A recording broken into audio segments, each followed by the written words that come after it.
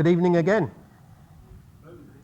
It hardly seems like an hour I was last here talking to you about other things, but this is the ABC of stars and galaxies. We're moving on from spaceflight to essentially how the universe works. Again, this is a short talk, so I'm not going to go into a huge amount of detail, so I'm going to be somewhat superficial about a few ideas, but I'm very happy to take questions at the end if anybody wants a little more detail. So we're talking about the ABC because when I looked at how things work and how galaxies came to be, how the universe ends up looking the way it does effectively, I thought that you could boil down a lot of concepts to just thinking about three different factors that determine how galaxies, for instance, end up looking the way they do. So when we look out into the universe, we see lots of different structures. We see things like this. We see some galaxies that appear to be interacting with other galaxies and presumably somehow influencing each other. Here, for instance, what looks like something trying to be a spiral galaxy getting interfered with by what looks like a neighbor. This is the Rose galaxies. Given that we've just missed Valentine's Day, perhaps this isn't quite the right day to have the Rose galaxies in, but never mind. And the more we look out there, the more interesting looking structures we see. And the question is, how did they all come to be? I would argue that all you really need for the basics is to understand the ABC. A is for accretion, meaning that if you take enough matter made in the Big Bang, gravity will pull it all together into interesting looking structures. So basically the Big Bang, it took about 3 minutes to make all of the hydrogen in the universe, and ever since then gravity has been pulling it into interesting structures. But some things are stopping gravity doing its stuff. One of the things that's stopping gravity do its stuff is black holes at the center of these galaxies. As far as we can tell, the center of every galaxy, perhaps not every, but certainly most galaxies, appears to be a supermassive, meaning much bigger than the mass of our sun, a supermassive black hole.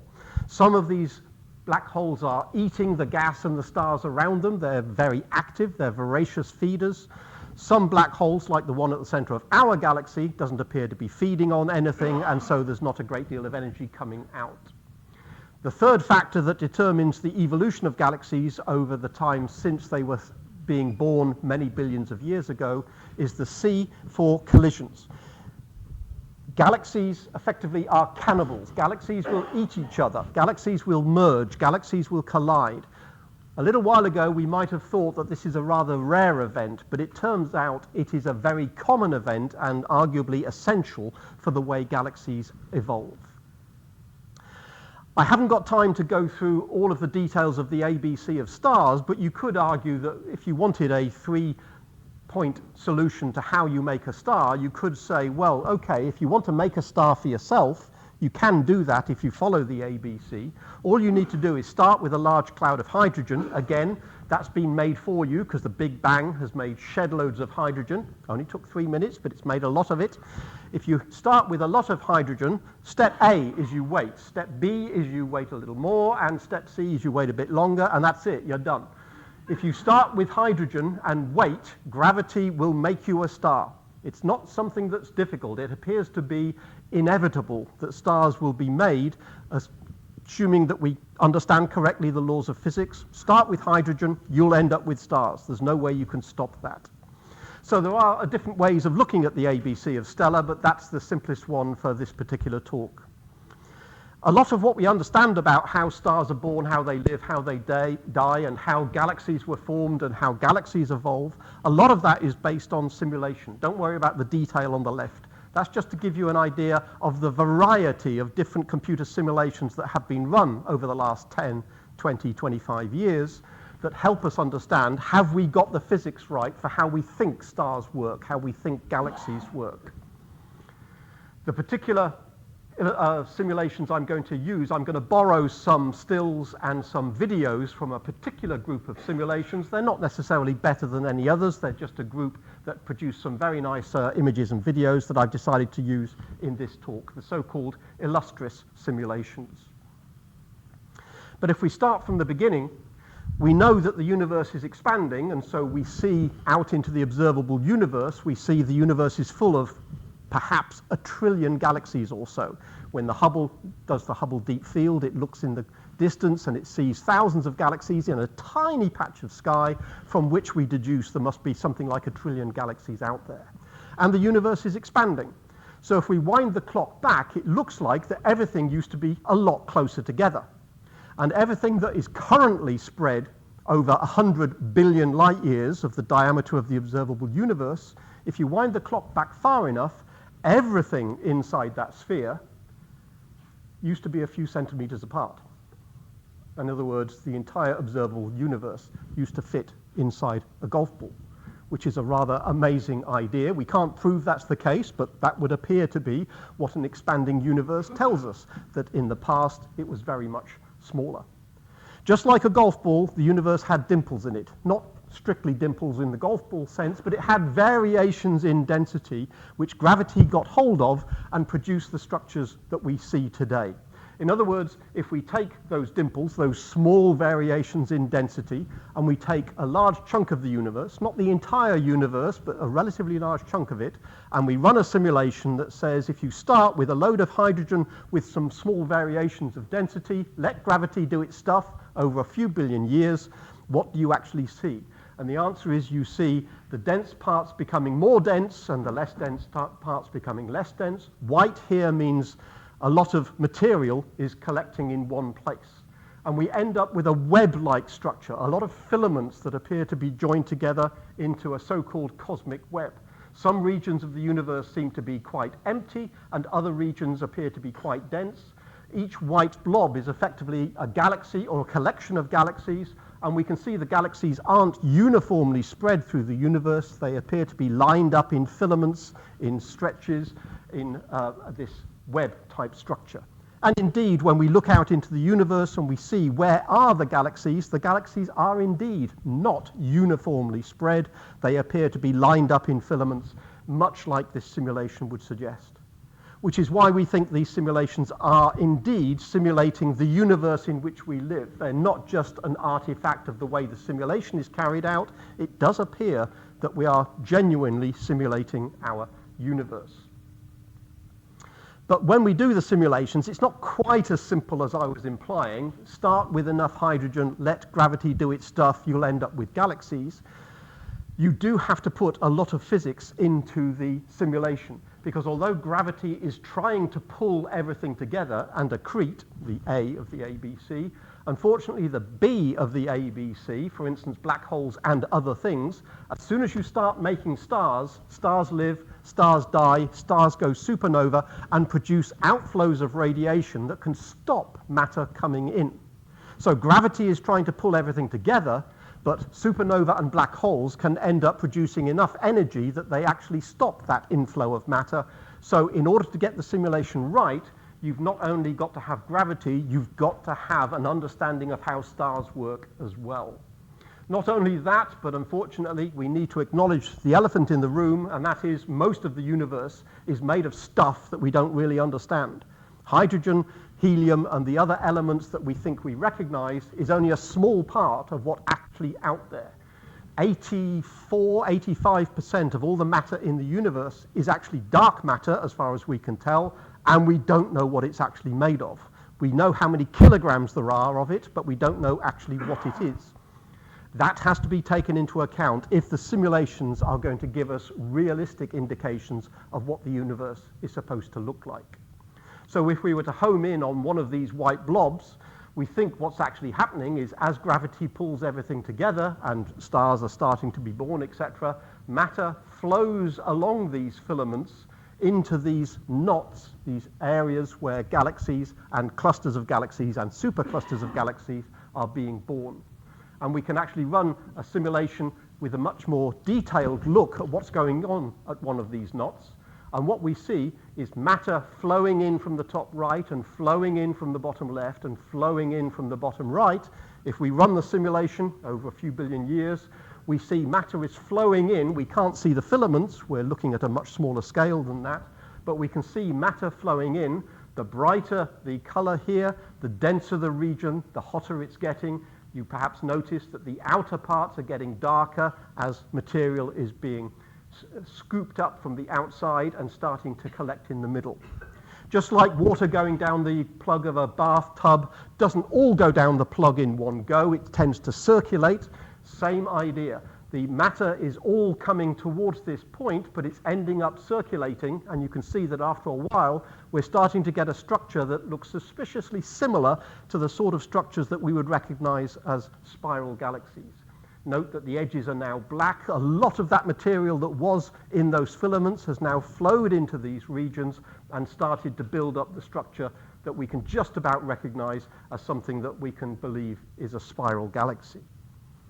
When we look at actual spiral galaxies, if they're close enough to us so that we can see detail rather than the more distant ones that the Hubble Space Telescope has shown us, when we look at galaxies very closely, we see, in this case, you can see a whole load of pink. That's characteristic of glowing hydrogen. This is where stars are being born within galaxies like this. If we were to look in detail at one of these regions, it might look a little bit like that, the Great Nebula in Orion. We know that these are stellar nurseries. We know this is a big cloud of hydrogen that's collapsing under gravity, and new stars are being born right in its heart. That, of course, is just a snapshot, but to make sure that we've got that interpretation right, we can run simulations similar to the one we've just done, but of course on much smaller scales if we're talking about stars rather than entire galaxies. This might look like the sun or a star. In fact, this is just a large cloud of hydrogen in a computer simulation. It's spherical simply because that's easier for computers to deal with rather than let's put it in a cube or some other shape. So we're not claiming that clouds of hydrogen actually look like that, but that's good enough for the simulation. We put in, again, small variations in what each hydrogen atom is doing. Some are moving that way, some are moving this way. We give them a little nudge, and then we let gravity do its stuff and say, what would this cloud of hydrogen do if we left it alone and let gravity do its stuff? Again, the brighter colors correspond to the higher densities. These are the regions that are going to get hot, and eventually, if we wait long enough, the individual atoms of hydrogen are going to fuse. Let's zoom in a little bit so we can see more detail. The various hottest parts of this condensing hydrogen cloud, eventually the hydrogen nuclei, the nuclei of hydrogen, the protons, are going to fuse together and start thermonuclear reactions which produce stars. You notice it's starting already to look like a popcorn machine. This large cloud of hydrogen, which might have been 100 light years across or something like that, is not making a star, it's making hundreds, it's making thousands of stars. We think this is the way it normally happens. Generally speaking, stars are not born in isolation. They're born with lots of brothers and sisters. They're born by the thousand. Some of them, you notice, stay fairly close to where they're born. Some of them appear to be born and thrown out with very high speed and will eventually leave this cluster of stars. Let's zoom back out so we get the bigger picture and rotate. Notice that a lot of the hydrogen has been used up, but not all of it. There's still a fair bit of hydrogen left in this hydrogen cloud, but we've made thousands of stars. If this is a simulation, we can ask, well, if that's what simulations tell us about how stars are born in clusters like this, does this collection of popcorn dots here look anything like the sort of clusters, star clusters we see if we look out into the galaxy? And the answer is yes, on the whole, they do look like that. They often appear much denser at the core. There's obviously a lot of stars not so far away. Our sun appears to be on its own. Our sun does not appear to be part of a cluster, so maybe it was one of those stars that we saw earlier that doesn't stay close to the center of the cluster in which it's born. Maybe it got kicked out. This was 5 billion years ago, and therefore we can't tell which particular star cluster we used to belong to, because 5 billion years is just too long. The star has been around the Milky Way too many times to be able to figure out that's the cluster we were born in, and now we're a long way away. But we do have faith that these simulations are telling us how all of these things work. All stars we know are a question of balance. We know that gravity is always trying to crush a star down.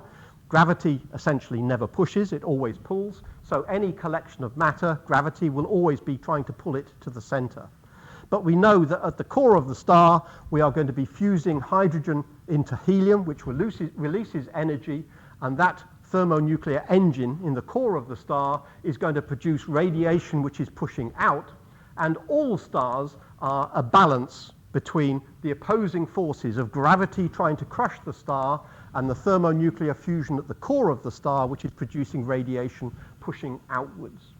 As long as those two forces are in balance, they're always opposing each other, as long as they are opposite and equal, then basically the star is stable.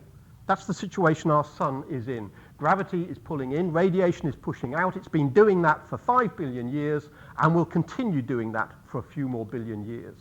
But if these two ever get out of balance, for instance, when a star runs out of fuel and the powerhouse in the center no longer produces enough radiation to support the star, then things will change. The star will evolve. And I would argue, again, by thinking of the simple ideas of the balance of forces, you can actually understand pretty much all aspects of star birth and star life and star death just by thinking about what's happening to the opposing forces of gravity pulling in, radiation pushing out. It helps when we're talking about individual stars to think where are those stars on this color luminosity diagram. Luminosity is the vertical axis. How luminous is the star compared to the sun? That's just a convenient unit to use rather than talking about any other units. And what is the surface temperature, or if you prefer, the color of the star? So there's our sun there with a luminosity of 1 by definition, 1 times the luminosity of the sun, and its surface temperature is about 6,000 Kelvin or so. So that's where the sun sits. And we'll come back to this in just a second when we think about what's happening with other stars. For instance, if we take our cloud of hydrogen that we just saw, what sort of size stars can we make when a hydrogen cloud collapses and makes stars? Well, it might make small stars, it might make large stars. It's probably going to make a whole distribution of masses. Let's just assume that there's just two types, small or large. If it makes a small star similar to our sun, for instance, that star will be fusing hydrogen for billions of years and remaining stable for billions of years. When it gets to the end of its life and it starts to run out of fuel, it's going to change. It's going to go through a red giant phase. It's going to swell up to the point where it's so large, gravity is going to find it very difficult to hang on to the outer layers of the star, and they are going to be shrugged off and make a planetary nebula. Nothing to do with planets, it's just that when you look at the nebula formed by the outer part of the star being shrugged off, if you look at it through a small telescope, it can give you the impression of the disk of a planet. That's just there for historical reasons. Once a star like our sun has shrugged off its outer layers, what's left at the very, very core there is a white dwarf, a small hot star about the size of the Earth, just thousands of kilometers across, not hundreds of thousands of kilometers in diameter. Red giants here and white dwarfs there, they appear in this diagram. Red giants are up there to the top right. They're redder than our sun, hence they're further to the right. And they are huge, so they've got a very large surface area, so they've got a high luminosity. That's why they're above in this particular diagram. White dwarfs the other way round. They are a high surface temperature, so they're a little bit whiter or bluer than red giants, but they're actually quite small, so they don't produce that much light. So luminosity-wise, they're a little bit lower. So there's the two families. That's why these diagrams are useful, because the position of a star in terms of its color and its luminosity tells you something about where it is in its evolution through life. When a hydrogen cloud collapses, it won't necessarily produce a star like our sun. It might produce a very massive star. By large, I mean perhaps, let's say more massive by a factor of 10 or something like that. That won't last very long because it will take a huge amount of radiation to balance the huge gravity of having a large mass star. But again, when it comes to the end of its life, it must change because the forces are no longer in balance when the fuel starts to run out. If the mass is high enough, gravity can crush the star down to almost nothing, and a rebound of the shock wave can actually disintegrate the remaining part of the star and scatter it to the interstellar medium in a supernova. What's left is tiny compared to a white dwarf. Remember, a white dwarf might be about the size of the Earth, but what's left after a supernova might be as small as a few kilometers in size rather than thousands of kilometers, and it could be a neutron star or possibly even a black hole so dense that not even light itself can escape. And if we think about the elements that are produced, remember, hydrogen can fuse together and make the next heaviest element helium. If we go round this cycle more than once, we can fuse helium into carbon, we can fuse carbon into heavier elements, etc.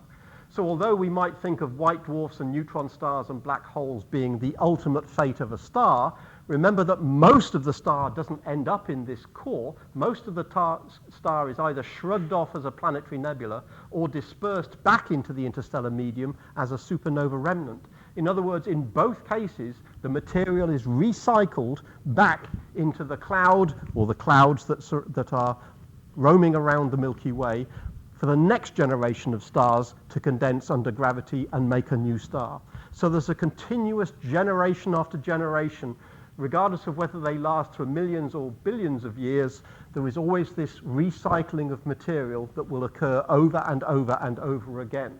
And elements will start to build up from the lightest elements to the heaviest elements. If we look at our friend Mendeleev here in the periodic table, let's just get that color down a little bit. There's hydrogen in the top left, helium in the top right. Once we start fusing helium atoms together, we start to make carbon and nitrogen and oxygen and silicon and phosphorus and all the other elements, all the way up to iron. During a star's life, you can only fuse elements up to iron. Once you get to iron, the star can no longer fuse elements to make anything heavier. And yet here on Earth, we know the periodic table contains elements that are way heavier than iron. What about silver? What about gold? If stars can't produce those elements in their life, how do those elements end up on Earth? They must have been in the cloud from which the sun and all the planets condensed billions of years ago.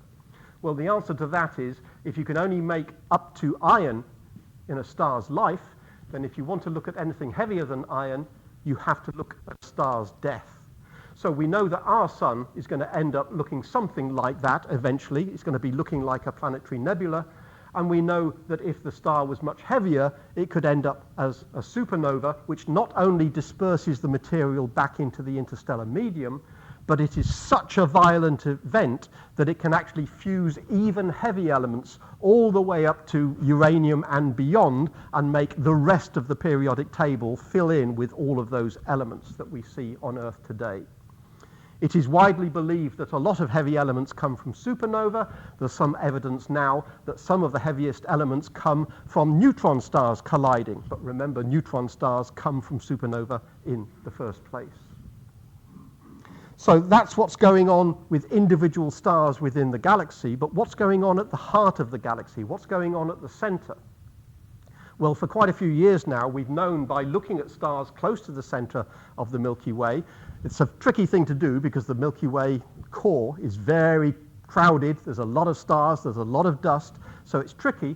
But if you stare at the center of the Milky Way for long enough with the right sort of telescopes and the right sort of cameras, you realize that stars are orbiting around something that you cannot see.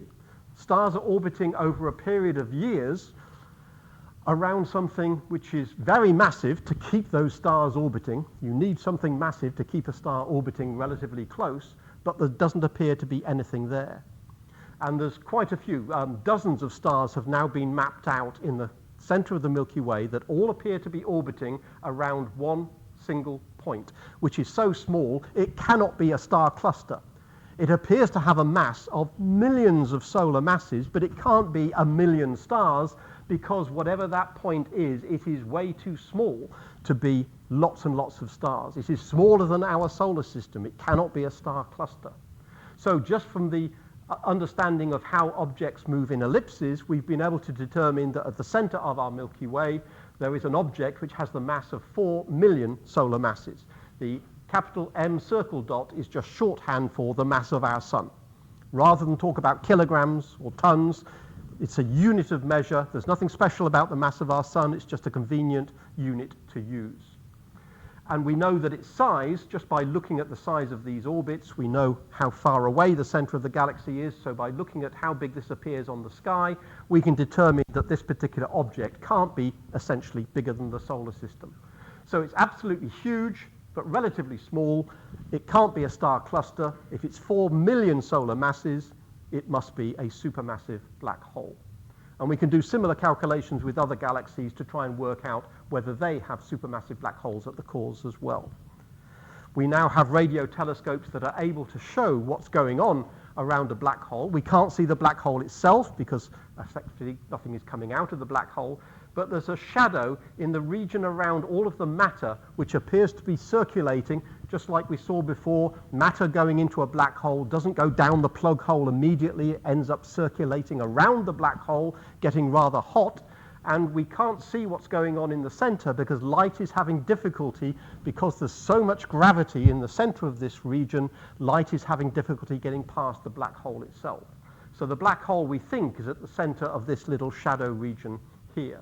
But the fact that we can see what appears to be a donut gives us some confidence that there is indeed material that's circulating around this very strong gravitational object. This particular one is in a galaxy far, far away, and it's a very large supermassive black hole. It's even big compared to the supermassive black hole at the center of our galaxy. It's not millions of solar masses, it is billions of solar masses. It's a very big galaxy with a very big black hole in the center. We're trying to understand the relationship between the size of a galaxy and the size of its black hole. They appear to be related, but we don't really understand the nature of that relationship. Just empirically, there appears to be one, but we don't understand the origin. It's a bit chicken and egg. We don't know whether black holes formed very early and then galaxies grow around them, or whether galaxies started to form and then stars started to die and then dead stars coalesced to make supermassive black holes. That's one of the reasons the James Webb Space Telescope is trying to look back in time as far as possible to try and look at the very earliest galaxies to see, did the galaxies come first and then the black holes, or did the black holes come first and then the galaxies, or is there a symbiotic relationship between the two? Did they both form at the same time? That is still an open question. But whenever we look at a picture like that, similar to the ones I showed at the opening of the talk, we look at that and everything looks beautifully calm and serene. And it gives us the false impression that a galaxy is effectively a static system. Yes, we know they're rotating. We know it takes us a couple of 100 million years to go around the Milky Way, and we can see what the other stars are doing. So we can't watch the stars move, but we sort of know that galaxies are rotating. But what's not obvious from a static picture like that is that over its lifetime, it will have lots of interactions with other galaxies. We see lots of nice pictures of galaxies on their own, but we must remember there's an increasing number of images now of galaxies interacting with each other. A while ago, we thought that was unusual. Now we realize it is very common to find galaxies interacting with other galaxies, and you could argue it's actually quite unusual to find one galaxy completely in isolation, not being affected by any of its neighbors. And the full influence of collisions and mergers and interactions between galaxies, you can get a hint of it by looking at how many pictures show them interacting. When you look at 1,000 images of galaxies, how many appear to be individual, how many appear to be interacting. But it's only really when you run simulations that you get the full flavor of just how much interaction there is between sets of galaxies. And again, the same set of simulations that I showed earlier can be done on a very large scale, and then you realize that actually it's an absolute galaxy soup when you run it on a time scale that shows you on a large scale what galaxies are actually doing. They are not isolated objects. They are always interacting with each other. They are swimming around in a soup of galaxies. There's a big one there, a big one there. They're coming together. They've just passed each other. They're pulling on each other. They're now going through each other a second time. They're now merging together, and now we have a mega galaxy in the middle as a result of two merging galaxies. And there's loads of others being pulled in as well. If we run the simulation for longer, we find that that large galaxy in the core is a cannibal that's eating up lots of the smaller galaxies. And when we look out into the universe, we find that's the sort of pattern we often see. For instance, the Milky Way is a large-ish galaxy, and it's surrounded by lots of small ones, just like this large one is surrounded by lots of small galaxies. And we know that our galaxy is ultimately going to interact with the Andromeda galaxy. We are going to have a collision. It's essentially inevitable. It's not going to be the end of the Milky Way. It's not going to be the end of the Andromeda galaxy. It is a perfectly natural part of galaxy evolution. So the ABC of stars and galaxies, the dominant factors are gravity is pulling things together, and it's trying to accrete all the matter made in the early universe. Black holes, we don't understand precisely what they're doing there, but we know they exist at the cores of every galaxy. In some cases, they're feeding voraciously and swallowing up a lot of the stars around them. In some cases, they're not. And we know that collisions, mergers and collisions of galaxies, are an absolute fundamental part of the way galaxies have evolved over billions of years.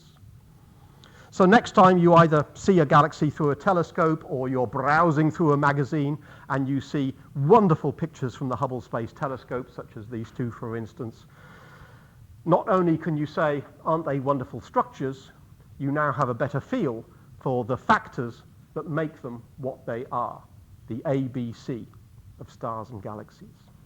Thank you all very much.